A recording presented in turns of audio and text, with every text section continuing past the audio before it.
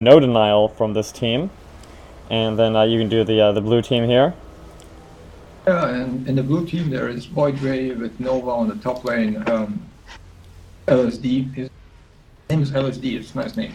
Then there is a name that I won't even say it. It's a destroyer with 4 lasers, 1 armor, and I think 2 speed. Then there is a Colossus. It's JJ Beast on the Colossus with 4 shields and 3 missiles. And there's Windu. I don't know what he started with. I can upgrade just a second, because it seems he has no EMP and 1 shield. It's very strange. Maybe he got radar. Well, no, we can check, but I think it's into shield Upgrades. transfer. Is that maybe? Oh no, you're right. You're right. He got radar. He got radar. There is Washburn on the frigate, and on the bottom there is terrible pox on a carrier with a very strange 1-1-1 opening. Let's see how this works out. Yeah. So this is the Knights of HaNy versus Sabre6.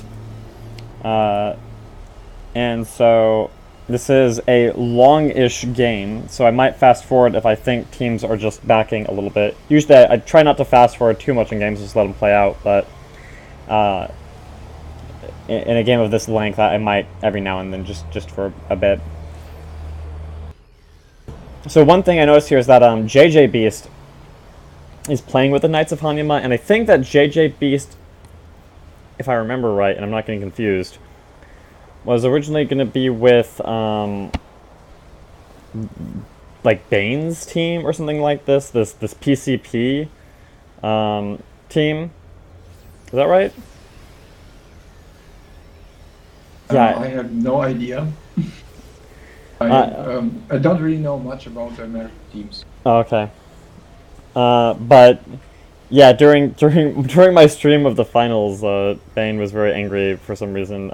Because Bane apparently like misunderstood the time that the tournament was starting, and so his tournament team wasn't there. And so it was just him and JJ Beast.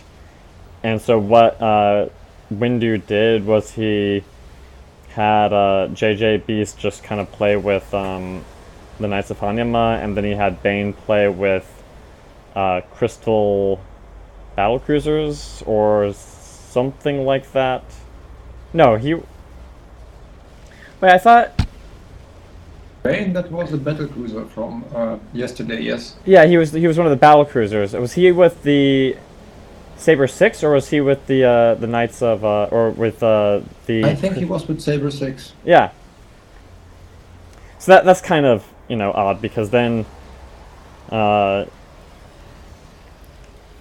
think that Bane was primarily annoyed that he didn't understand the start time, which is not something he really should blame Windu for, but apparently he did.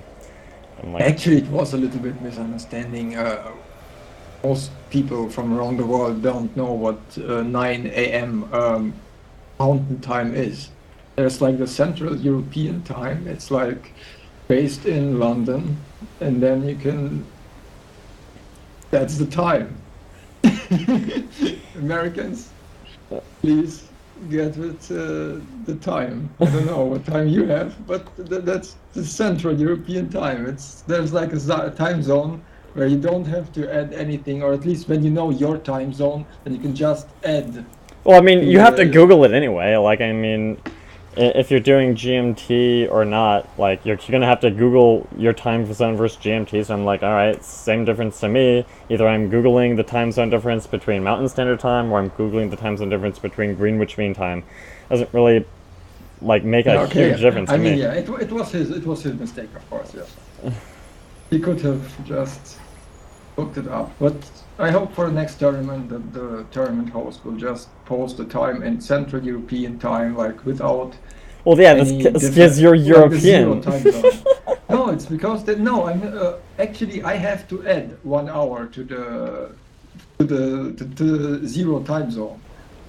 Right, but it's like I know that the last tournament I think did GMT, but that was like one of the very few times as an American I've dealt with GMT. Like usually it's PST or EST. Like Mountain Standard Time is still kind of actually unusual for Americans, but for Americans, but most of the world isn't American. no, I'm saying it's even it's even a little bit strange for Americans because for Americans usually what you'd go with would be Eastern Time, and so I was kind of surprised that we were basing off Mountain Time, which is. I mean, it was an American, North American tournament, so yeah, it's okay that it was written in North American time. I mean, if I was to organize the tournament, I'd say, okay, we're all playing at, 10 a.m. Hawaii time. And if you're not in Hawaii, which is everyone in the tournament other than me, too bad, deal with it. You look it up. We also had to Google it and look up what mountain time is. We had no idea before. But now we know it, we learned something. Thank you very much for the tournament host. You taught us a lesson about time zones. Yep. Mountain time. Well, I still think that the decision, like, okay, it's one thing to combine teams. Like, there were a couple teams that kind of had people combined into them. But to kind of, like, split this little weird two-man team. Oh, look, there's a Vortex, I'm sorry. Yeah, we got a Vortex party, 2 ships in the Vortex, but I think they're both big fat ships, so it's all the big fat ships. Colossus. So I don't think there's a guaranteed kill here, because, well, Smokey doesn't have his nuke up. If Smokey had his nuke up, that would be a different story. Destroy is very low. He is actually below 4,000 or close to 4,000 already. And he has a Seeker on him. He has Gats on him. Huh, you know, I think Chrono did not stop that Seeker at all. No, Chrono doesn't affect Seeker, I think. But he outran it. He has 1.82 speed. This is a fast Dreadnought. Ooh, but now the Carrier's hot. Carrier's going out hot. He has a Seeker on him too. He has, but the Gats backed off. And so, yeah, Simple Smokey did not have the energy at that point for his nuke, and so that really cut a big part of the damage out of that Vortex party. Agree. I just finished eating, so now I can actually talk a little better and also watch the game. The Overlord already has Swarm Command and Psyblast. Not very strong Psyblast, but it still does 1,150 damage. Let's see how far he can upgrade it. Game. Now the Carriers are both in the same lane against each other, and Curvopox has gone 14 Disruptor versus Lex's 11 Ints. I don't think that Curvopox's build is very popular in IH's, but we'll see how it goes from this game. I think if he would go that build in an IH on you, he would be never invited to an IH again.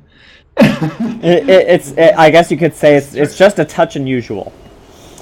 Okay, it's just a touch unusual. Yeah. Okay. The problem with lasers is that they just get countered by force fields or PDDs and armor and everything, while the interceptors, they can be countered by PDDs or force fields. The great thing of the interceptors is they can kill those siege creeps. Well, you see, he launches. Will he launch the siege creeps? No. Lex just went back. He to want to kill that farm. I mean, on the one hand, Curvo is going this barrage build, right? So, you know, maybe he's thinking, okay, I'm not even going to be killing people with ints, but he got 14 disruptors, so he's well past one-shot farm. Like 700 minerals, I think, that he spent. That's a pretty substantial investment into disruptors there, yeah. Calculate that, you could use the Gauss algorithm. I mean, it is 160. No, it's 180. It's 180 damage a second with the disruptors to a 0 armor ship, which is of course not the case of Dark Uncle, so it does almost nothing to him. But, you know, if there was nothing else they were shooting, they would do 180 damage a second to Lex. Jimber only has 2 armor. So he would do damage to him, but imagine he would have had, he would have spent all that money on ints. It would have been completely different. Right now, the problem is the other carrier has level 11 interceptors. So if he launches them on a ship, you have to counter launch them, else they will do too much damage. Even if the carrier kind of tries to stay around everyone, he won't be able to actually save those interceptors with his lasers. I think it's, in my opinion, it's just an unusual build. Yes, let's just say it. No, I mean, you can say whatever you want. I try to be as diplomatic as possible because I want people to, like, do things with me in the future, but you can be like, this is just the stupidest fucking thing I've ever seen in my life. No, it's not the stupidest fucking thing ever. I think I know another European person who also played tournaments and everything, and he was also playing a carrier with lasers. I mean, it isn't that awful, but yeah, it's I mean, like if you are the side lane carrier, you want to have those ints. Just want them. If he would have gone level 14 in interceptors, he wouldn't have need any interceptors till the 30-minute mark, and still would be on one shot. Yeah, he does. Even longer, maybe even 40-minute mark. I think interceptors do more damage than lasers. You can also upgrade. Yeah, he got the upgrade for Barrage, so he does have the, he is going to dump all his energy into Barrage whenever he can. He also has Tempests, but now he can't even use his Tempests for the, the next, basically, almost a minute, because he used all his energy on that Barrage. And so, at 450 energy, that's really only going to be about 4,000 damage if he gets all the shots off, which if he loses vision, then he won't, right? He'll lose the energy, but he won't get the shots off. What if you cancel it? Okay, it doesn't matter.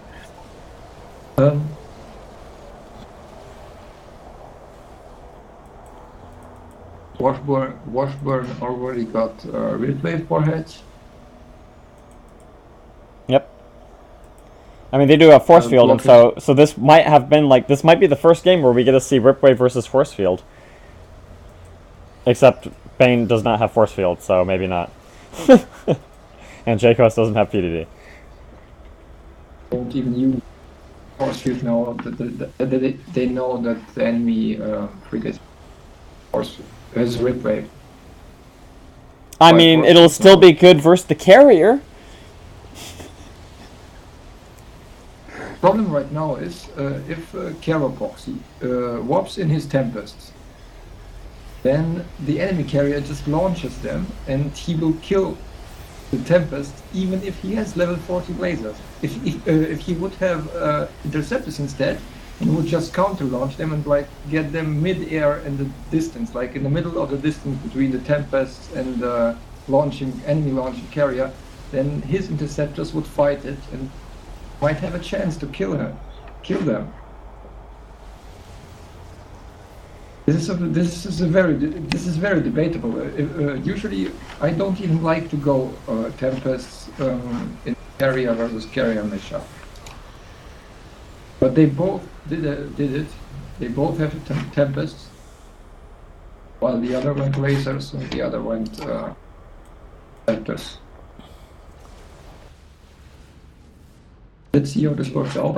I mean, I usually also don't buy Barrage. I like this ability. My personal place.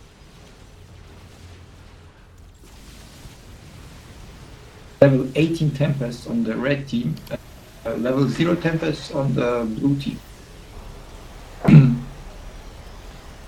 Maybe Curvopox was actually just trying to blow Lux's mind. He got the Tempests trying to coerce him into getting Tempests, while not actually investing anything other than the initial minerals in them.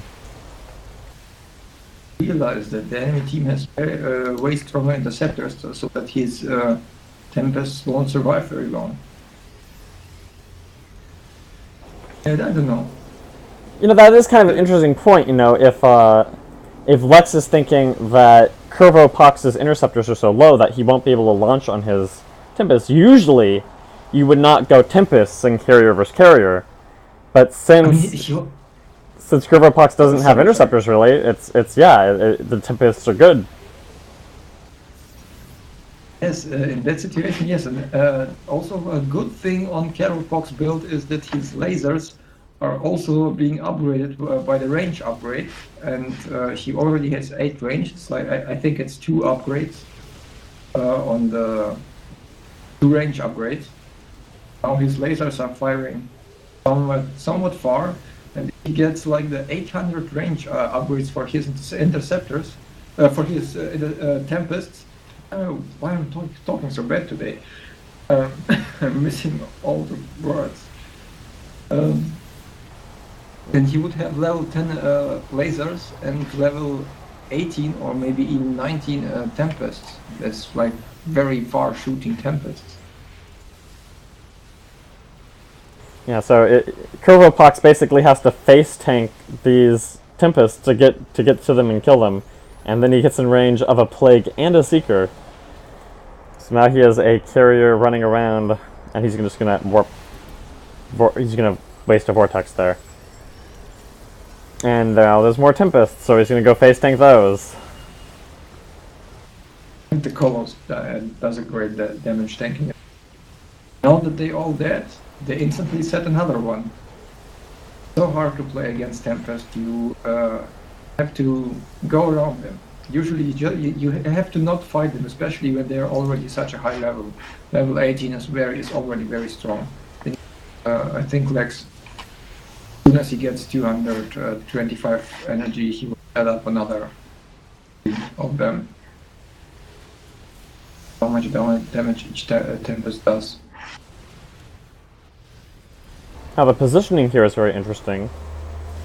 I mean, if they saw it, they could turn. I mean, do you think this? How much could this Dread take? Wow, Smokey going deep into the Void Ray. Well, the Dread is behind him, and Smokey, are you going to live? 11 gets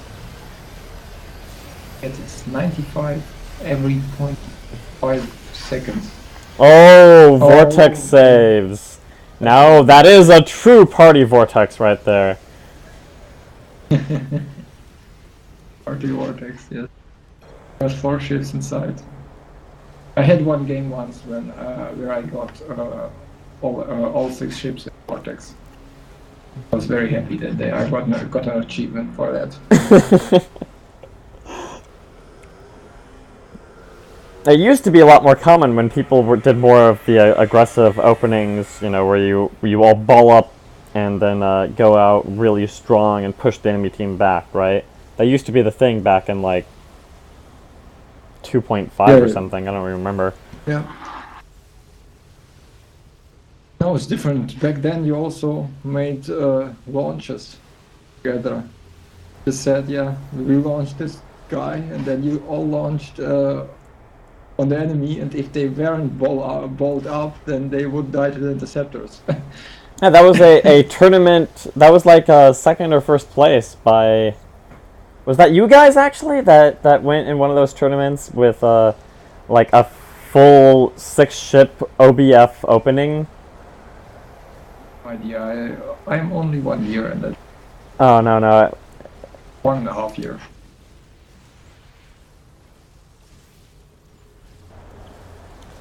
I remember that in one of the tournaments I played in. The winner of the losers bracket went 6-ship OBF open, and they would just pick off a support ship in every game that they could to start things off, and then they would just try to dominate the map after that through sheer power. You know, because you could do like 5 BC in OBFs, along with 5 carrier OBFs, and then like something like 5 Leviathan Mutalisks or something like this, and it was ridiculous. Yeah, we tried that a few months ago in an in-house, but it didn't work out. The enemy team just had a void ray with a Nova, and Nova was a little stronger back then against interceptors, and he just killed them. And then we were really sad that our cheese didn't work. No, Yeah. it's not really a viable build.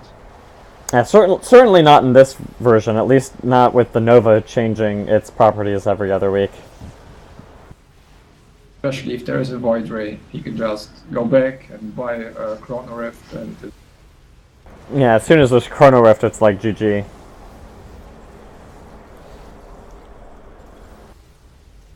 The Dreadnought is listening. every single shot of those Tempests do 620 damage.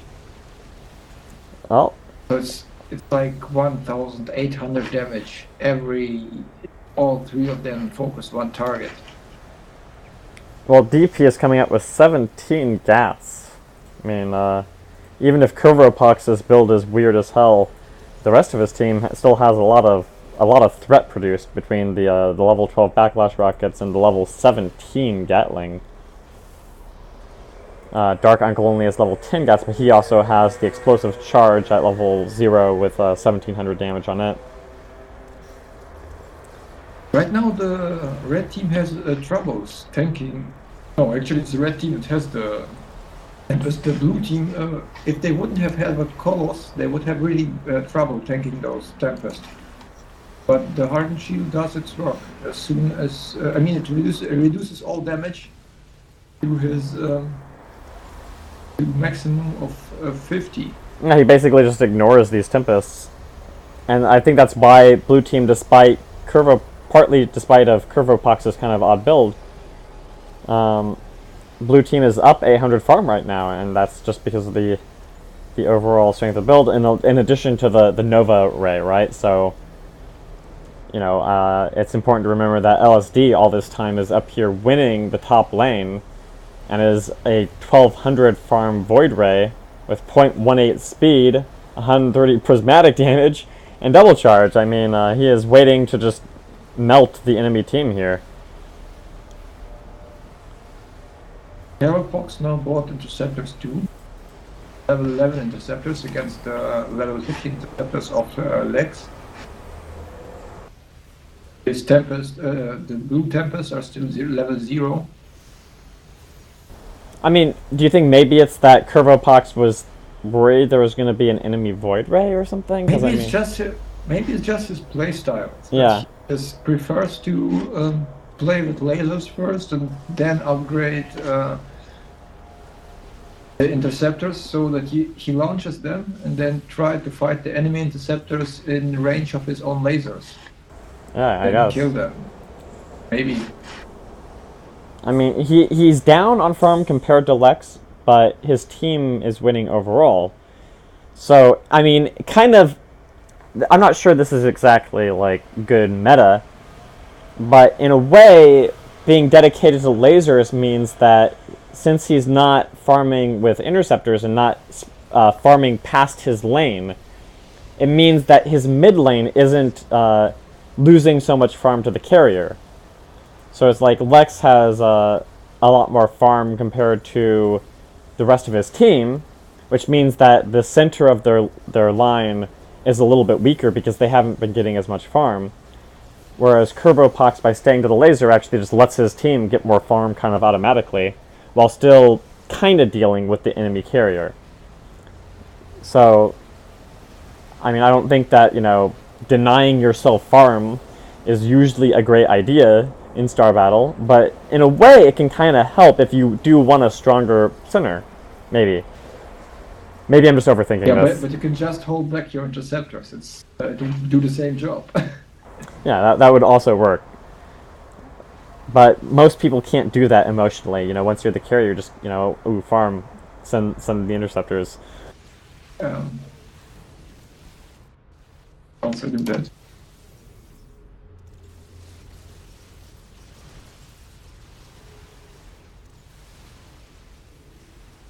700 damage now. It's 2,100 damage per shot. If this frigate would get into the range of the Tempest, would die in 23 seconds. If he would stay there for 23 seconds, just stop and just wait for a Tempest to kill him. But of course he can still move and... Yeah, I didn't really...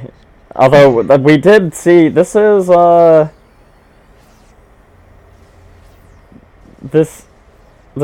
was a death to Tempests in this game. Not this game, but in this tournament. By... Wasn't it one of these teams? Didn't it...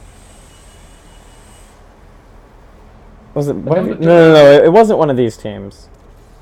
Was it? I know that I killed some Leviathan with Tempest, and I haven't even seen it. I just went back, and suddenly the Leviathan died.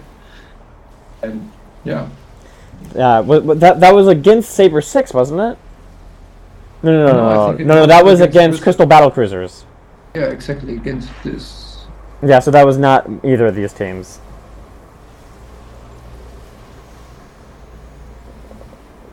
That was possibly the saddest moment of the tournament. It was watching that Leviathan die to the unsupported Sky Fury plus Tempests.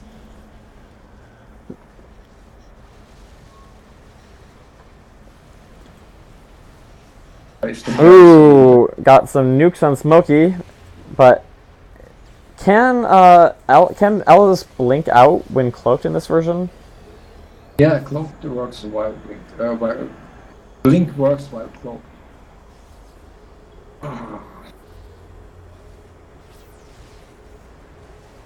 Actually, a very nice game. Both teams have very much farm, very high upgrades. I mean, red team is sort of losing on farm, but it's just 900, so it's like...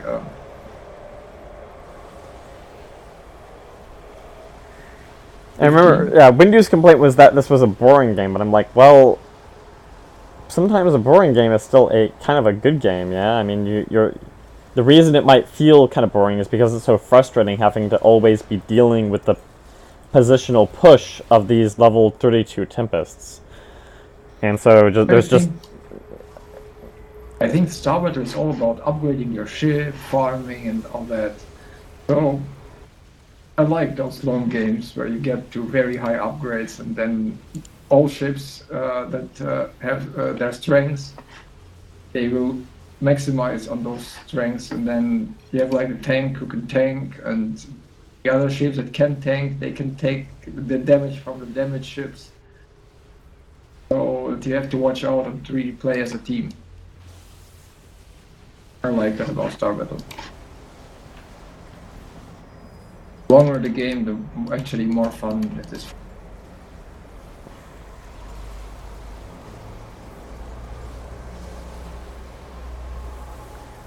Although now I'm curious whether this game will actually result in an actual defeat or victory. I mean, the way this is going right now, both teams have all 6 ships, so it could be that at the 60-minute mark, it's going to be a draw. Carlos is dropping very low. Activated Hardened Shield. He didn't activate Hardened Shield for some time. I mean, I know it wasn't a draw, but like at this point you could look at this game and say, well, maybe this is just going to be a draw. And what happens then? You just go on to the rest of the tournament and try to get more points than the other team, yeah?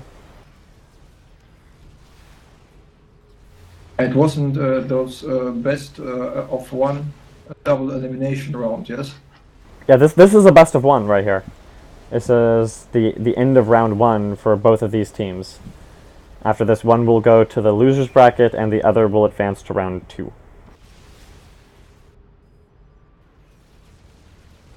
And of course, we all know that... Okay, no, I also know that. Thank you for spoiling it for me. Because before I didn't know who would win this game. Oh no, sorry, I didn't mean to, I didn't mean to spoil it for you there. But, yeah. Yeah, it's kind of too bad that it's a spoiler for you at this point because, just because you know that one of the teams advanced and the other team did not. And since it's single, 16 ints on the Carapox and still level 15 ints on X carrier. But even though you might know the ultimate kind of consequence of the game, you still might not know how it ends, and that's kind of what I'm curious about. Like, I mean, even though you know which team moves on to round 2, I'm still not sure whether or not this game will actually have a winner, per se. Like, I don't know that either team will GG out, or whether it will just time out at an hour. Like, this might have been one of the only games that actually got very, very close to a true draw. Oh, this nuke. Date on them.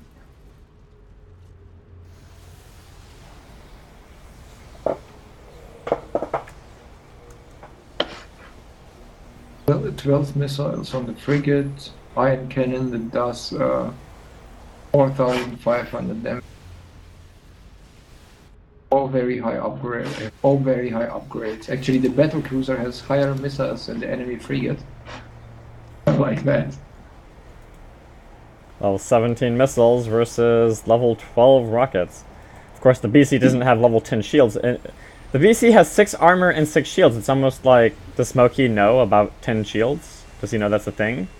You wonder. He knows that it's a thing, but you don't have to have 10 shields. If you have level 8 shields, you only have 1 second delay before they start regenerating. Level 6, it's 2 level 6, it's 2 seconds. Just So nice to have no delay between the generation and enemy fire, but maybe he wants to have higher armor against the interceptors, or when the void ray gets through his shields yeah, that makes and sense. does damage to him. I think versus the void carrier, you can make a case for, you know, okay, the carrier has interceptors. I want to have the armor versus those level 16 interceptors, because with 6 armor, I'm basically cutting the interceptor damage in half.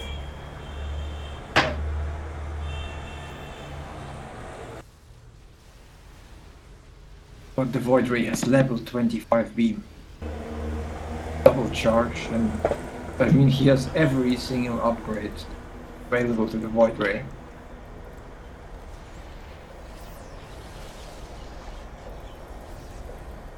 Rogue.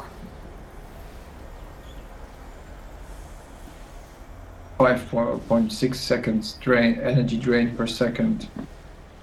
Chrono Rift by Blink, Nova, Charge. Just has to wait for a good blackout, and then he can go in and sort of finish the game. They still can try to save with the vortex. I mean, at this stage of the game, do you even feel the difference of 600 farm? I mean, 600 farm is like a drop in the bucket at this point. That much. No, it's not that much. They get so they all have so much farm. X has 1,767. No big difference. The only, I guess, arguably under-farmed ship is J-Quest. And J-Quest at 567 farms still has 5 spells and almost 600 energy. Yeah, he even has Seeker. Oh no, there's the first blackout. Didn't he? I think he opened Seeker, if I remember right. Didn't they open Seeker Storm? I know that the opening of this game was 50 minutes ago now, but that's sort of what I remember. You were introducing the red team. I don't remember it. I'm sorry. Huh. Oh, the vortex misses. And Smokey is going super deep again. Look at how deep this BC is going. That's the second time he's done that. And just one beam from... But you see, Curvo drops energy completely after just that one shot, right? So, yeah, I think that you can't... I don't think you can cancel the barrage and save your energy. I think it basically is gone as soon as you go into purple mode. Oh, Smokey, why did you stop? No, he tried to save the tank. Never try to save the tank with a battle cruiser. Because he can save himself. He has. Oh, we're finally seeing Rip Wave versus Force Field. It has happened in this game. They went through and they killed. Nice. Wow, Jimber is gonna take some damage here too. Whoa, LSD is going deep! I mean, that was a 1600 farm Void Ray for There was the police car that was going after LSD after doing that move. No. Yeah, 1600 farm Void Ray for for an 1100 farm Overlord. I mean, it's a 500 farm loss, but you're also removing, Swarm Command and no. No, it's 4 versus 5. They have to. Actually, the blue team only has to stay alive for 8 more minutes. They can just sit at base, I think, and then they would have won. Isn't it like that? Yep. I mean, they can play real safe at this point. Each up at the base, not let them kill you for 8 minutes. I mean, it isn't like nice play, but what can you do if you lose your 1600 farm Void Ray? Exactly. Against a carrier whose tempests are so high damage that they kill any of your ships that isn't a tank. Yeah, and I mean, imagine that. Imagine trying to take the enemy towers here. There's an Arbiter and a Raven. The Arbiter doesn't have Cloak yet, but he does have 400 minerals, and so he could force field cloak the towers. So they would have to basically go into the siege mode with Imp to be able to even hit the towers here. So. And there's still the Vortex that can save the tower for some time and an opposed siege mode. So I mean, it could be siege mode versus siege mode, and that's level always 20 gets at level 20 armor on the blue destroyer, and level 11 armor and level 14 Gatlings on the red destroyer. In a way, I almost want to see DPT take siege mode and just sit on top of the tower for about 30 seconds. I think it'd only take him about a minute to take out a tower with his level of Gatling. I know, yeah, but the other destroyer, he has very high level explosive charge. Yeah, 2500 damage, almost 2600 damage. Like level 20 or something about like that. Very high level. It was the right decision if you're playing against a Void Ray. I'm kind of interested that Bane at this point with 700 energy has not picked up Stasis.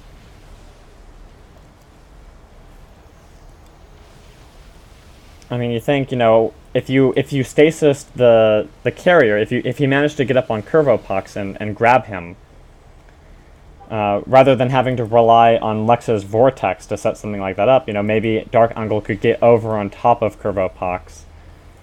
And even Bane has way higher speed than Carapox. Carrier has a very low base speed. Mm-hmm.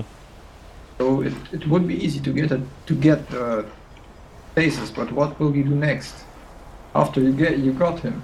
You black out with J-Quest on Windu, and Dark Uncle uses his Gats to kill him, or something. I don't know. I'm just thinking, how would Red Team go about trying to actually achieve victory here? Other than Vortex, I mean, what are they doing with Vortex? They're mostly like, oh, well, let's go farm now. Let's go kill those Tempests. But they're not. How would they kill anything here? Oh, nice dodge from Dark Uncle. Oh, that's such a nice blackout too. I mean, Dark, what are you doing? Kill Washburn. What you want to focus Washburn here, baby? Seeker. Oh, but now Windu is back. And now there's going to be that defensive matrix, and nothing can die once the infinite defensive matrix is there. So it's like the triple blackout was really nice, but in a way, I think he really needed it on Windu. Like, I think his highest priority for the blackout needed to be the other Raven, because, yeah. But yeah, the other issue is that just one blackout, it almost might not last long enough to actually get a kill in this situation. And now we're at 58 minutes. It's 5 versus 4. What you gonna do? Literally at this point, blue team might just like sit in the base and be like, GG, we win. They have 2 minutes left. They have to do something. They have to do something exciting. They have to do something lolsy. Yeah. Try something. Come on. Find a way to wrestle. Don't turn destroyer. Just go. Go. 525 energy.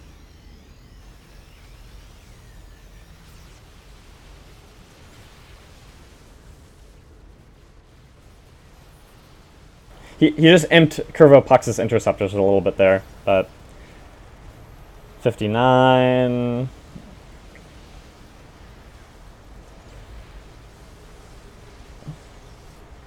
Oh, can they actually pick off? Oh, but there's a vortex. Just kidding.